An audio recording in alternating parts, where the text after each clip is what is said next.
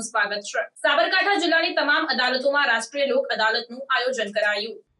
રાષ્ટ્રીય કાનૂની સેવા સત્તા મંડળના આદેશ અનુસાર સમગ્ર ભારતમાં તારીખ 14 ડિસેમ્બર 2024ના રોજ વર્ષ 2024ની ચોથી અને વર્ષની આખરી રાષ્ટ્રીય લોક અદાલતનું આયોજન કરવામાં આવ્યું હતું, જેના ભાગરૂપે નામદાર ગુજરાત રાજ્ય કાનૂની સેવા સત્તા મંડળ અમદાવાદના માર્ગદર્શન હેઠળ સાબરકાંઠા જિલ્લાની તમામ અદાલતોમાં જિલ્લા કાનૂની સેવા સત્તા મંડળના અધ્યક્ષ અને મુખ્ય જિલ્લા ન્યાયાધીશ કે.આર. રબારી, સચિવ પી.કે. ગઢવીની અધ્યક્ષતામાં સાબરકાંઠા જિલ્લામાં તારીખ 14મી ડિસેમ્બર 2024ના રોજ રાષ્ટ્રીય લોક અદાલતનું આયોજન કરાયું, જેમાં સાબરકાંઠા જિલ્લાના હિંમતનગર તથા તાલુકા કોર્ટના બાર એસોસિએશન, વકીલો, પક્ષકારો, અદાલતમાં ફરજ બજાવતા કર્મચારી મિત્રો સહભાગી થઈને લોક અદાલતને સફળ બનાવવામાં પૂરતું યોગદાન આપ્યું હતું, જેમાં સાબરકાંઠા જિલ્લામાં મોટર અકસ્માત વળતરના કેસોમાં કુલ 38 કેસોના સમાધાનથી નિકાલ કરીને 1,04,50,000નું વળતર ચૂકવવાનો આદેશ કરવામાં આવ્યો।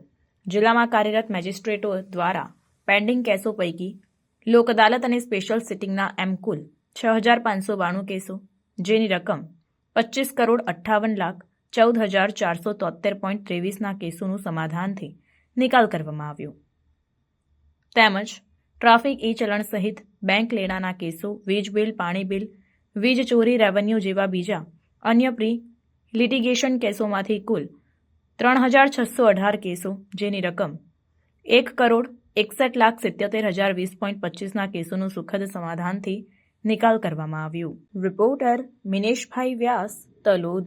આવા ન્યૂઝ જોવા માટે સાબર આવાઝ યુટ્યુબ ચેનલને સબસ્ક્રાઇબ કરો અને લાઇક કરો, જેથી હવે પછીના દરેક સમાચાર સબસ્ક્રાઇબ કરેલા હશે તેઓને નવા સમાચારની માહિતી મળી જશે।